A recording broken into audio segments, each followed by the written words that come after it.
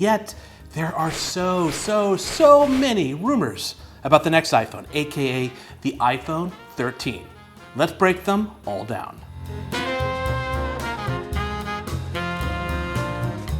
And it seems like every year there are more rumors about the next iPhone, and 2021 is no exception. So I want to take a look at some of the newest rumors, some of the most persistent rumors, and I want to figure out what the iPhone 13 really needs in order to be a success. And iPhone 13, yeah, I have no idea what the next iPhone will be called. Could be the iPhone 12s or just the iPhone, kind of like the 4th gen iPad, or maybe it'll be called the iPhone 21 because it's 2021. No clue about what's going to be called, but for this video, I'm going to stick to calling it the iPhone 13 because 13 comes after 12. Let's jump in with my favorite rumor so far, which is that the iPhone 13 will have a bigger battery.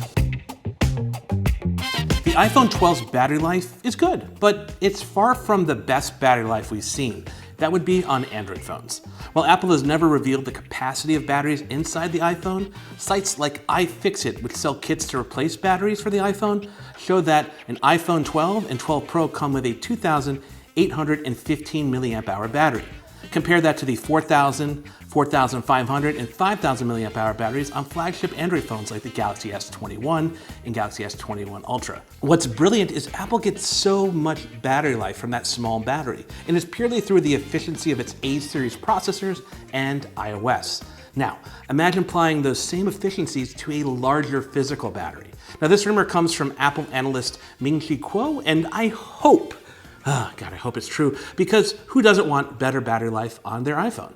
And maybe that bigger battery will fuel another rumored feature / need, and that would be a high refresh rate display. Since 2017, the iPad Pro has had a 120 Hz refresh rate screen. Now, the panel on it is an LCD, but rumors from Max Weinbach and display analyst Ross Young point to the iPhone 13 getting a ProMotion OLED. This has been a feature many of us have wanted. And in 2021, we see plenty of phones at all price points with high refresh rate screens. There's a $300 OnePlus Nord N10 5G. It has a 90 Hz display. There's a Galaxy S20 and S21 Ultra with a 120 Hz display. The new Asus ROG Phone 5 has a 144 Hz screen, and the just announced Red Magic 6 phone has a 165 Hz screen. For comparison, the iPhone 12 has a 60 Hz screen. Now, why do you need a high refresh rate screen? Simply, it makes everything look better. Now, that is a sweeping generalization, but it specifically makes animations and graphics look sharper, reduces motion blur, it makes games, especially those designed for high refresh rate screens, seem more immersive and vivid. I do think the next iPhone needs a 120 Hz screen, and I would be fine if it was just a feature reserved for the Pro models. Currently, there aren't a bunch of features that make the iPhone 12 Pro more Pro than the regular iPhone 12.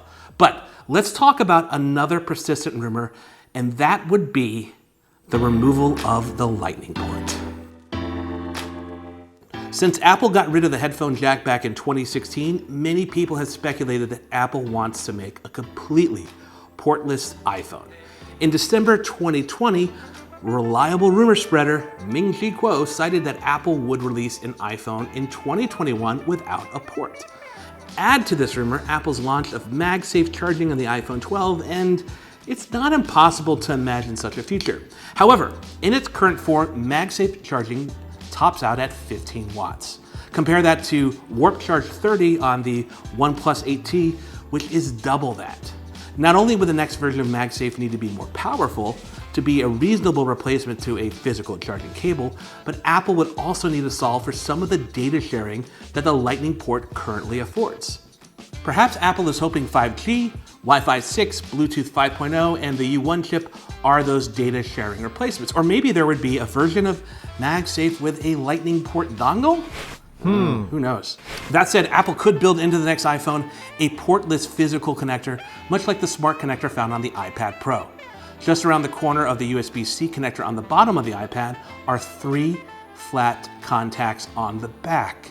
And when you use the Magic Keyboard accessory with the iPad Pro, it connects the iPad via the smart connector and magnets. You could plug a USB-C cable into the side of the Magic Keyboard, which also charges the iPad Pro.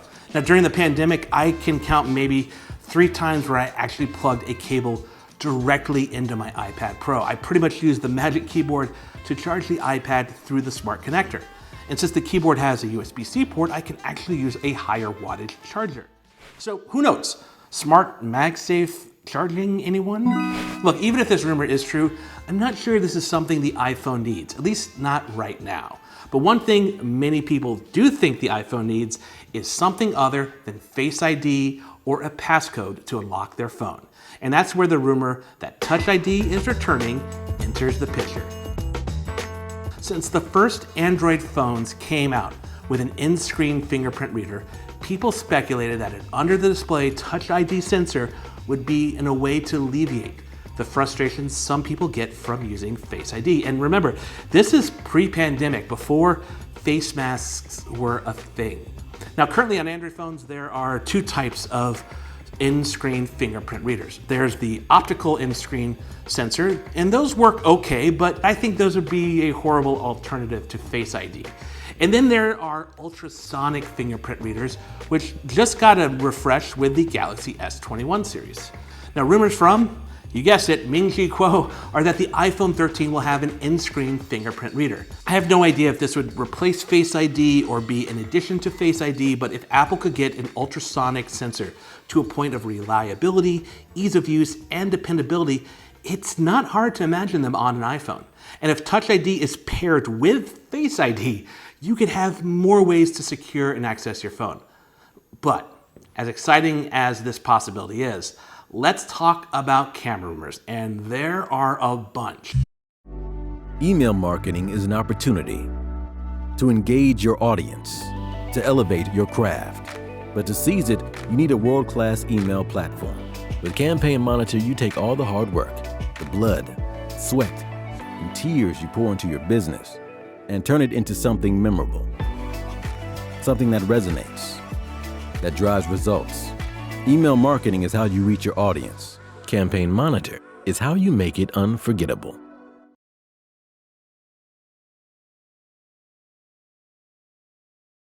Turn your designs into profit with Printful. Place them on any of our products and sell them on the world's most popular online marketplaces and platforms, while we do the rest. As you sit back and enjoy running your new business, we take care of fulfillment, packing, and shipping. Easy as that. Get started with Printful today.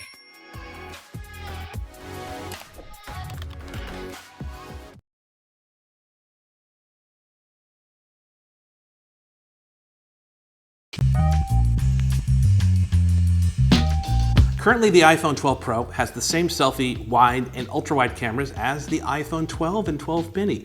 It does have a 2x telephoto camera, but it's not the same one as the 2.5x telephoto found on the iPhone 12 Pro Max. Now, there are rumors from, stay with me, Ming-Chi Kuo, that point to the iPhone 13 Pro getting a larger sensor for its wide camera.